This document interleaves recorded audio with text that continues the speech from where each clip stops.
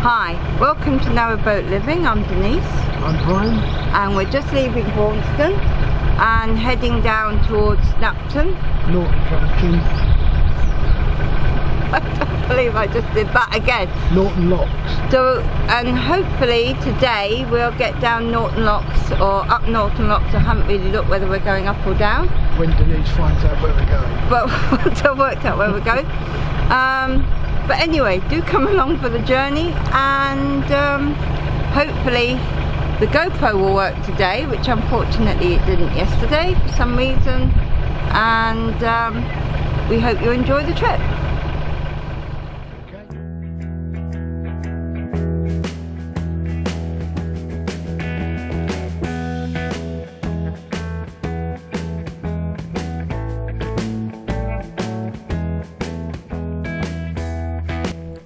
As we leave Braunston, the canal passes west of the old abandoned village of Wolfencote. The village was abandoned sometime in the late 14th century and is classified as a deserted medieval village. Local legend suggests that the village was wiped out by the Black Death, brought in by refugees from London, but there's no evidence to support this. It's much more likely that a few cottages still remained after the Great Plague, and after struggling to maintain their land, the villagers drifted off to more prosperous places, leaving the lord of the manor to clear the land for sheep grazing as best he could. The village is shown as Wolfencote on the Christopher Saxon map of 1637.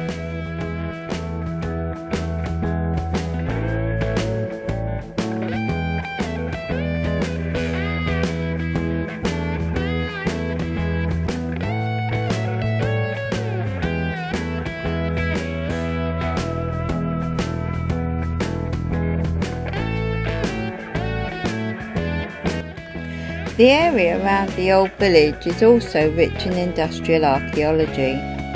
The Oxford Canal passes to the north of the site, but this section is the result of being straightened out in the 1830s. The more southerly original route, constructed in the 1770s, followed a much more winding course, and the remains which can still be traced through the area today. Wolfencote also has the remains of two abandoned railway lines, the first being the old Weedon to Leamington Spa via Daventry Railway, which was part of the London and North Western Railway, later known as the LMS.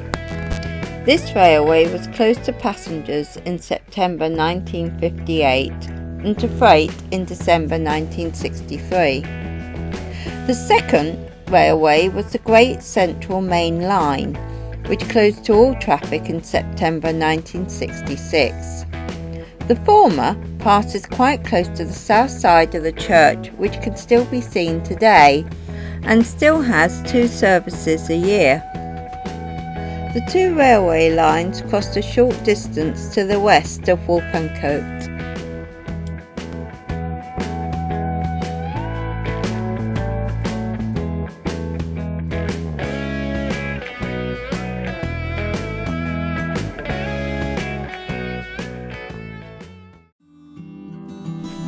Here we pass a long line of privately moored boats, all living beside a plot of land which is tended beautifully into attractive looking gardens.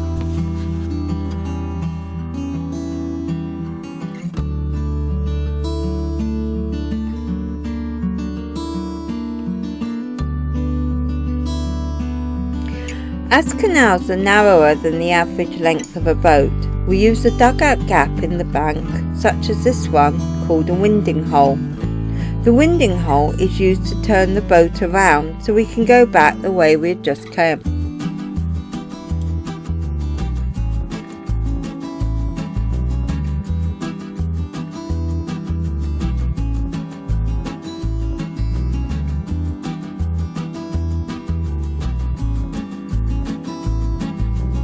Yet another old boat that looks like it's in need of some TLC.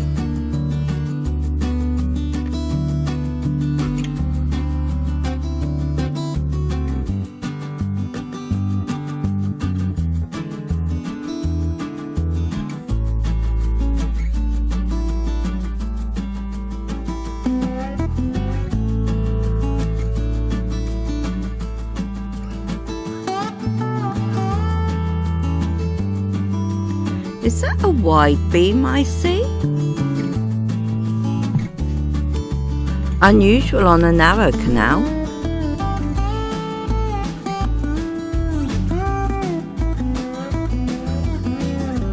Such young chicks, and Mum would look a little bit more dignified if she just put away her paddle. That's better.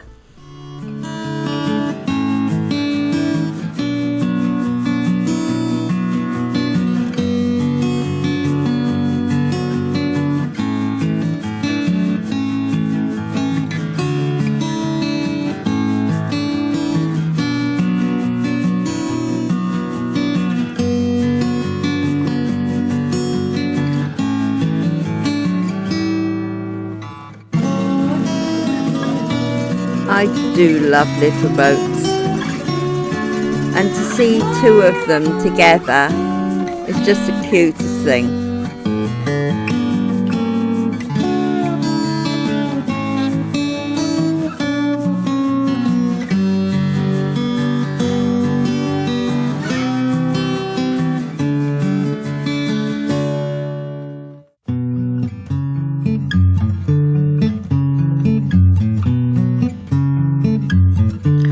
Lottie would just love this garden.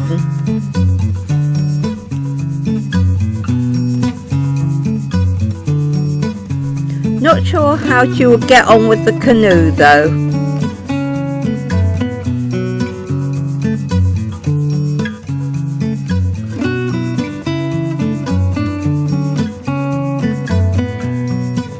And how about this for a beautifully landscaped garden? See the solar on top of his sheds. Perfect place to retire.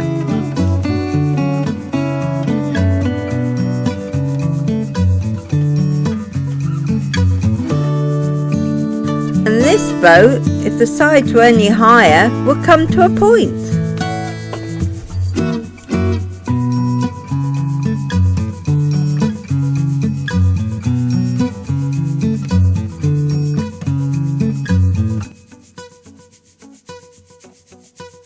And although very small, this one does look like it could well be a liveaboard.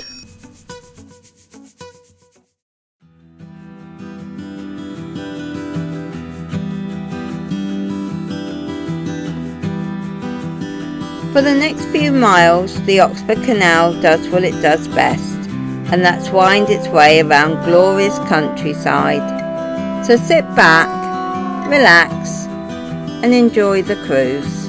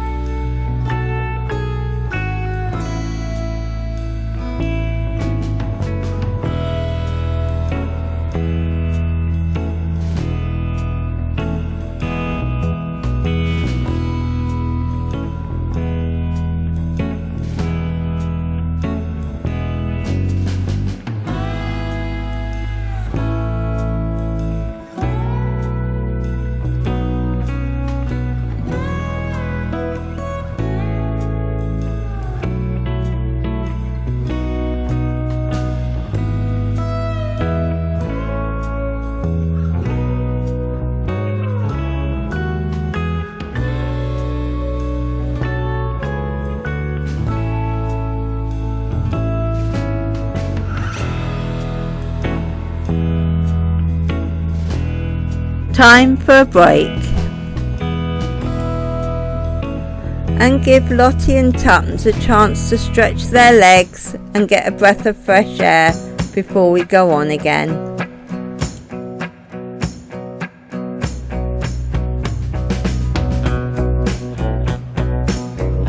Lunchtime.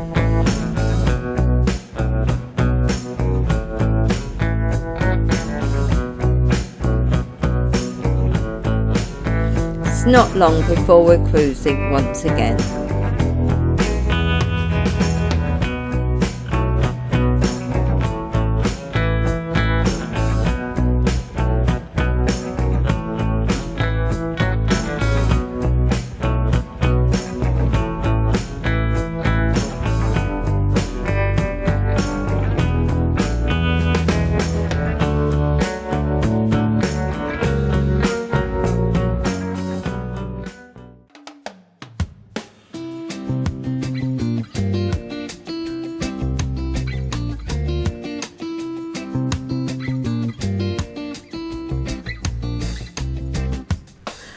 As we approach this boat hiding in the corner, we realise that once again it's my friends that we met back in Braunston. So as time was getting on, we decided to call it a day, moor up beside them and spend a pleasant evening drinking cider and enjoying each other's company. Maintaining social distancing, of course.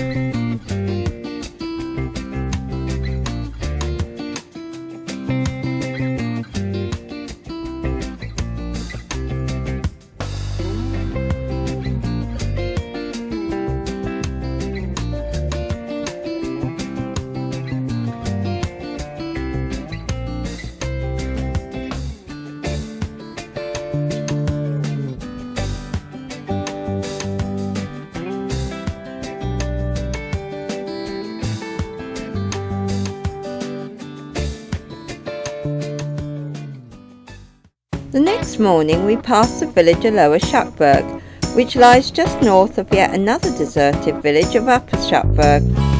From the canal you can clearly see the church of John the Baptist, which dates from 1864.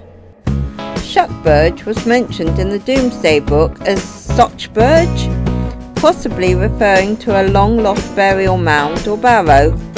The villages appear as Ur Shuckburgh and Nether Shuckburgh on the Christopher Saxon map of 1637.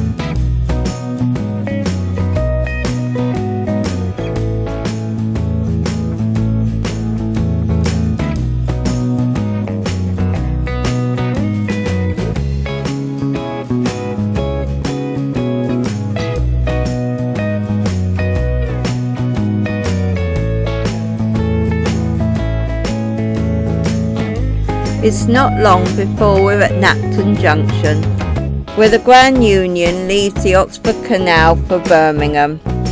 It's also right opposite Wigram's Turn Marina.